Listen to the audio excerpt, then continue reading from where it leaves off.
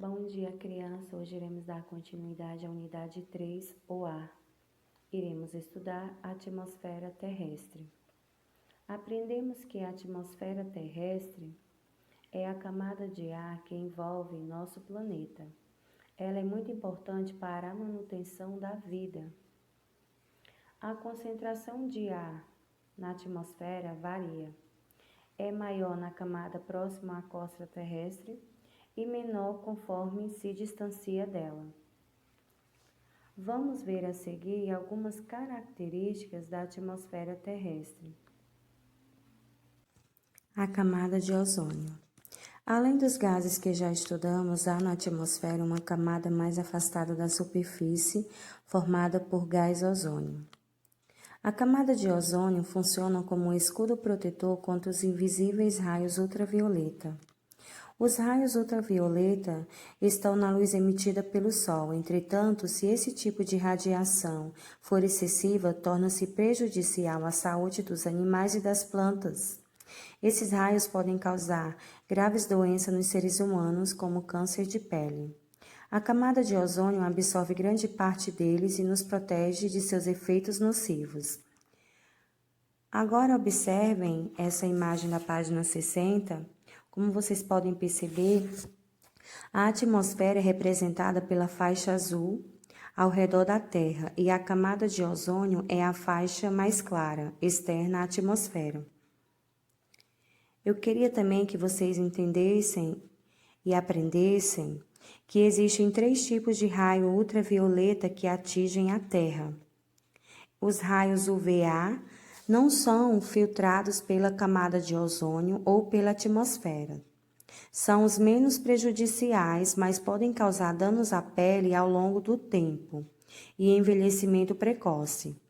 Os raios UVB, que são parcialmente absorvidos pela camada de ozônio e têm maior incidência no período entre 10 e 4 da tarde.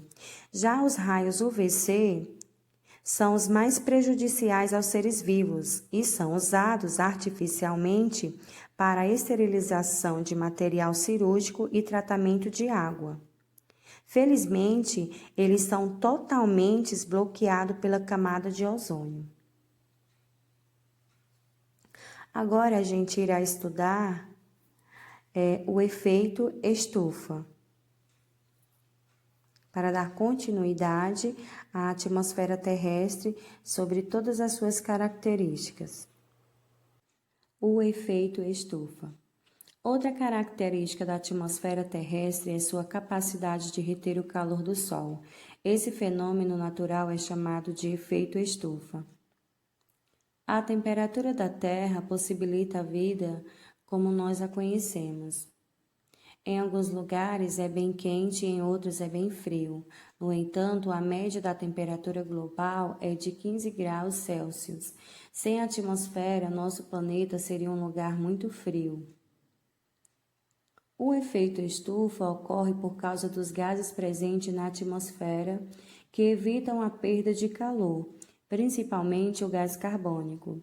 Os gases formam uma camada, espécie de barreira, que retém o calor. Isso acontece de maneira semelhante ao vidro em uma estufa de plantas. Os raios solares entram através do vidro, mas o calor fica retido. Por isso, esse fenômeno recebe esse nome. Como vocês podem observar, vocês estão vendo o Sol, a Terra, os raios solares e a atmosfera. Agora eu irei explicar para vocês passo a passo dessa representação na página 61. No primeiro passo, vocês estão observando os raios solares, eles aquecem a superfície da Terra. No segundo passo, a radiação do Sol ela é refletida de volta para o espaço. Porém, grande parte dessa radiação ela é refletida de volta à Terra pela camada atmosférica e fica retida, o que aumenta a temperatura da superfície terrestre, como você pode ter visto no passo 3.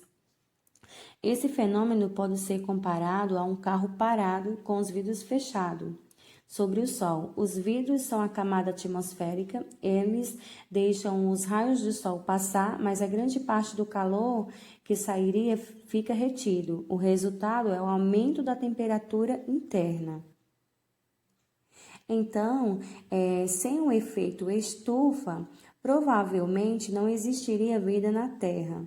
A temperatura média terrestre é de 15 graus Celsius. Sem o efeito estufa, a média seria de menos 18 graus Celsius. Poluição atmosférica. Um dos principais impactos da atividade humana no ambiente é a poluição atmosférica. Ela muda a composição do ar pela contaminação por certos gases e impurezas.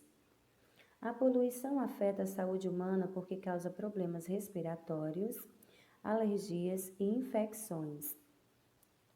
É um dos mais graves problemas que a humanidade enfrenta atualmente. Ela é causada principalmente pelo uso de combustíveis fósseis, pela emissão de gases poluentes, por indústrias e usinas termoelétricas, pelas queimadas em áreas florestais, dentre outros. Segundo estudos científicos, a poluição atmosférica afeta a saúde humana, sendo responsável por 1 em cada 6 mortes no Brasil. No Brasil, mais de 100 mil pessoas morreram em 2015 devido à poluição. Ela também afeta o ambiente, comprometendo o desenvolvimento de plantas e animais. A chuva ácida. A destruição da camada de ozônio e o aquecimento global são algumas consequências da poluição atmosférica, que agora a gente vai estudar cada uma delas. Chuva ácida. A chuva ácida ocorre em áreas nas quais o ar está poluído por substâncias tóxicas. As substâncias presentes no ar se dissolvem na água da chuva e tornam esse líquido mais ácido. Por isso, esse tipo de chuva é bastante comum em regiões industrializadas. Ela causa danos diretos à saúde dos seres vivos, como destruição da vegetação, e pode danificar monumentos e prédios. A preocupação com a chuva ácida está relacionada a vários estragos ambientais e culturais que ela pode causar, pois ela destrói folhas e galhos de árvores, ela altera a química do solo, como vocês podem observar nas imagens. Ela contamina rios, lagos e águas subterrâneas, além de reagir com o mármore de estátuas e monumentos históricos e com metais, corroendo as estruturas feitas com estes materiais. Então, esses são efeitos da chuva ácida. Destruição da camada de ozônio. A camada de ozônio que protege o planeta tem diminuído nas últimas décadas. Em fotografia do Polo Sul é possível verificar uma nítida diferença na redução da concentração desse gás.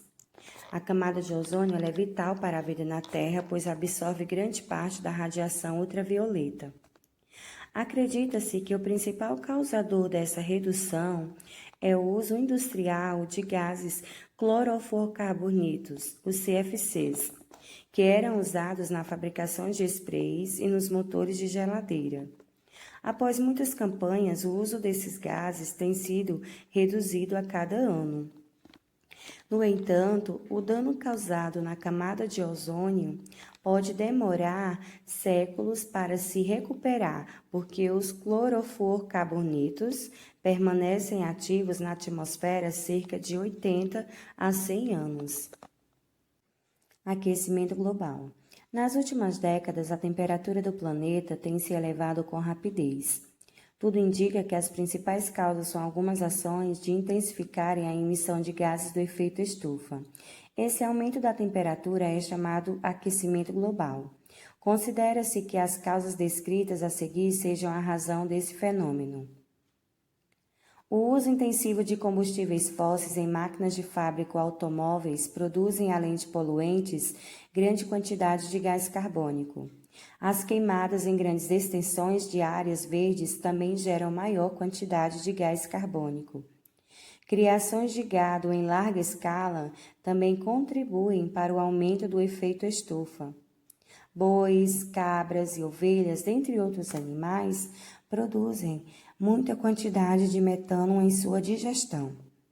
Então, como vocês puderam perceber, essas foram algumas causas: queimadas agropecuárias, emissão de gases, desmatamento e queima de combustíveis fósseis. O aumento da temperatura do planeta derrete as calotas polares e as geleiras, elevando o nível das águas dos oceanos e lagos.